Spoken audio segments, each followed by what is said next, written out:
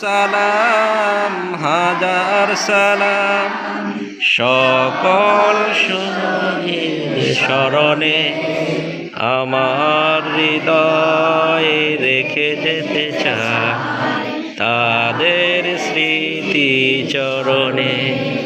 সালাম সালাম হাজার সালাম সকল শহীদ স্মরণে আমার হৃদয়ে রেখে যেতে চাই তাদের।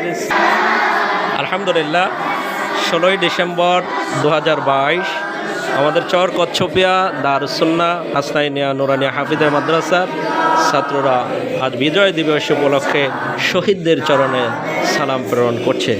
আলহামদুলিল্লাহ, শুকরিয়া।